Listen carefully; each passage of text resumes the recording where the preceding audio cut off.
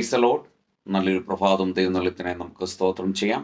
ഈ രാവിലെ സമയത്ത് ദൈവത്തിന്റെ പരിശുദ്ധാത്മാവ് നമുക്ക് നൽകുന്ന ആലോചന ലൂക്കോസ് എഴുതിയ സുവിശേഷം 1-ാം അധ്യായം 49-ാം വാക്യം. Book of Lukose chapter 1 verse 49. ശക്തനായവൻ എനിക്ക് വലിയവ ചെയ്തിരിക്കുന്നു, അവന്റെ നാമം പരിശുദ്ധം തന്നെ. അവിടെ നമുക്ക് കാണുന്ന ഒരു പദം ഇങ്ങനെയാണ്, ശക്തനായവൻ. നമ്മുടെ കർത്താവ് ശക്തനാണ്, ശക്തിയുള്ളവനാണ്. സകലതും നമുക്ക് അസാധ്യമെന്ന് തോന്നുന്നതിനെ സാധ്യമാക്കി തരുവാൻ ശക്തിയുള്ളവനാണ് നമ്മുടെ കർത്താവ്.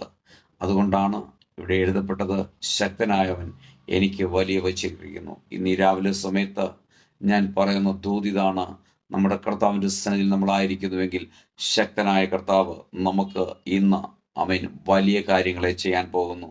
വിശ്വസിച്ച് പ്രാർത്ഥിക്കുക. നിശ്ചയമാണ് അവൻ്റെ നാമം പരിശുദ്ധം തന്നെ. പരിശുദ്ധനായവൻ, അത്ഭുതങ്ങളുടെ ദൈവം, ശക്തനായവൻ എന്ന് പകൽക്കാലം നമുക്ക് വേണ്ടി വൻ കാര്യങ്ങളെ ചെയ്യും.